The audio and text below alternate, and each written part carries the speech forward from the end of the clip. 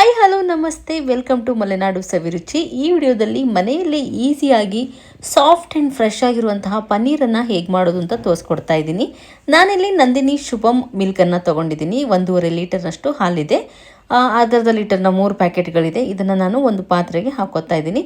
ಹಾಲನ್ನು ಒಂದು ಪಾತ್ರೆ ಹಾಕಿ ಕುದಿಯೋದಕ್ಕೆ ಇಡಬೇಕು. ಕುದೀತಾ ಇರೋ ಹಾಲು ಒಂದು ಕುದಾದ ನಂತರ ಅದಕ್ಕೆ ನಾವು ಒಂದು ಅರ್ಧ ನಿಂಬೆಹಣ್ಣಿನ ರಸವನ್ನು ಹಾಕಬೇಕು. ಈ ನಿಂಬೆಹಣ್ಣಿನ ರಸ ಹಾಕಿದ ತಕ್ಷಣ ಹಾಲು ಒಡೆಯೋದಕ್ಕೆ ಶುರು ಆಗುತ್ತೆ. ಕೆಲವೊಮ್ಮೆ ತಕ್ಷಣವೇ ಹಾಲು ಒಡೆದೇ ಇದ್ದರೆ ಅಂತಹ ಸಂದರ್ಭದಲ್ಲಿ ನಾವು 1-2 ಸ್ಪೂನಷ್ಟು ಮೊಸರನ್ನ ಹಾಕ್ಬೋದು. ನಾನಿಲ್ಲಿ 1-2 ಸ್ಪೂನಷ್ಟು ನಂದಿನಿ ಮೊಸರನ್ನ ಹಾಕಿದ್ಮೇಲೆ ಹಾಲು ಈ ರೀತಿ ಒಡೆಯೋದಕ್ಕೆ ಶುರು ಆಯಿತು. ನೋಡ್ಬೋದು ನೀವು, ಈ ರೀತಿ ಹಾಲು ಗಟ್ಟಿ ಆಯಿತು. ಗಟ್ಟಿ ಆದ ನಂತರ ನಾವು ಇದನ್ನು ಸೋಸ್ಕೋಬೇಕು. ಈ ರೀತಿ ಒಂದು ಜಾಲರಿನ ಇಟ್ಬಿಟ್ಟು ಅದರ ಮೇಲೆ ಒಂದು ಶುದ್ಧವಾಗಿರುವಂತಹ ಬಟ್ಟೆನ ಹಾಕಿ ಆ ಬಟ್ಟೆಯಲ್ಲಿ ಇದನ್ನು ಸೋಸ್ಕೋಬೇಕು. ಗಟ್ಟಿಯಾಗಿರುವಂತಹ ಹಾಲಿನ ಕೆನೆ ಎಲ್ಲ ಏನಿತ್ತು ಅದು ಮೇಲೆ ಉಳ್ಕೊಳ್ಳುತ್ತೆ. ಹಾಗೆ ಕೆಳಗಡೆ ಹಾಲು ಒಡೆದಿರುವಂತಹ ನೀರೆಲ್ಲ ಸಂಗ್ರಹ ಆಗುತ್ತೆ. ಆ ನೀರನ್ನು ಸಹ ನಾವು ಚಪಾತಿ ಹಿಟ್ಟನ್ನು ಕಲಸೋದಕ್ಕಿರ್ಬೋದು, ಹಾಗೆ ಉಪ್ಪಿಟ್ಟು ಪಲ್ಯ ಈ ಥರದಕ್ಕೆಲ್ಲ ಬಳಸ್ಕೋಬೋದು. ಅದರಲ್ಲೂ ತುಂಬ ಪೌಷ್ಟಿಕಾಂಶಗಳಿರುತ್ತೆ. ವೇ ಪ್ರೋಟೀನ್ ಅಂತ ಕರೀತಾರೆ. ಹಾಗಾಗಿ ಅದನ್ನು ಸಹ ವೇಸ್ಟ್ ಮಾಡೋದು ಬೇಡ. ಇದು ತುಂಬ ಬಿಸಿಯಾಗಿದೆ. ಬಿಸಿಯಾಗಿರೋ ಹಾಲು ಕೈಯಲ್ಲಿ ಹಿಡಿಯೋದಕ್ಕೂ ತುಂಬ ಕಷ್ಟ ಆಗುತ್ತೆ. ಇಂಥ ಟೈಮಲ್ಲಿ ಸ್ವಲ್ಪ ಇದನ್ನು ಹಿಂಡ್ಕೋಬೇಕು. ನಂತರ ಮತ್ತೆ ಇದಕ್ಕೆ 1 ಲೋಟದಷ್ಟು ತಣ್ಣೀರನ್ನು ಹಾಕಿ, ಸ್ವಲ್ಪ ನೀರನ್ನು ಹಾಕಿ ಅದರಲ್ಲಿರುವಂತಹ ಹಾಲಿನ ಅಂಶ ಎಲ್ಲ ಹೋಗೋ ರೀತಿ ಮಾಡಬೇಕು. ಹೀಗೆ ಮಾಡಿ ಆದ ನಂತರ ಇದನ್ನು ಕೈಯಲ್ಲಿ ಸ್ವಲ್ಪ ಬಟ್ಟೆಯಿಂದ ಬಿಗಿಯಾಗಿ ಹಿಂಡ್ಕೋಬೇಕು.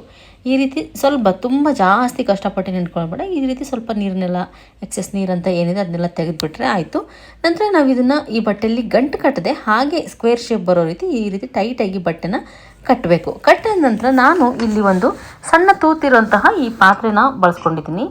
ಪನ್ನೀರ್ ಮೇಕರ್ ಸಿಗುತ್ತೆ, ಅದನ್ನಾದ್ರೂ ನೀವು ಬಳಸ್ಕೋಬೋದು. ಇಲ್ಲ ಮನೆಯಲ್ಲಿ ಯಾವುದೇ ಈ ರೀತಿ ಹೋಲ್ಸ್ ಇರುವಂತಹ ಪಾತ್ರೆ, ಪ್ಲೇಟು ಏನಿದ್ರು ಅನ್ನೋದನ್ನು ನೀವು ಬಳಸ್ಕೋಬೋದು.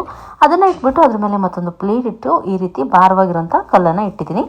ಈ ರೀತಿ ಒಂದು ಅರ್ಧ ಗಂಟೆ ಇಟ್ಟಾದಮೇಲೆ ನಾವು ಯಾವ ಶೇಪಲ್ಲಿ ಕಟ್ಟಿರ್ತೀವೋ ಅದೇ ಶೇಪ್ಗೆ ಈ ಪನ್ನೀರು ಸೆಟ್ ಆಗಿರುತ್ತೆ. ನೀವು ನೋಡ್ಬೋದು ಎಷ್ಟು ಫ್ರೆಶ್ ಆಗಿರುವಂತಹ, ಹಾಗೆ ಸ್ಕ್ವೇರ್ ಶೇಪಲ್ಲಿ ಎಷ್ಟು ನೀಟಾಗಿ ಬಂದಿದೆ. ಎಲ್ಲೂ ಸಹ ಶೇಪ್ಗೂ ಸಹ ಅದು ಟೆಕ್ಸ್ಚರಲ್ಲೂ ಇರ್ಬೋದು, ಎಲ್ಲೂ ಸಹ ಏನು ಮಿಸ್ಟೇಕ್ ಆಗದೆ ತುಂಬ ಚೆನ್ನಾಗಿ ಬಂದಿದೆ ಈ ಪನ್ನೀರು. ಟೇಸ್ಟಲ್ಲೂ ಸಹ ತುಂಬಾ ಸಾಫ್ಟಾಗಿ ತುಂಬ ಚೆನ್ನಾಗಿತ್ತು ಪನ್ನೀರ್. ಯಾವ ಬ್ರ್ಯಾಂಡ್ ಪನ್ನೀರು ಸಹ ಇಷ್ಟೊಂದು ಟೇಸ್ಟಿಯಾಗಿದ್ದನ್ನು ನಾನು ನೋಡೇ ಇಲ್ಲ.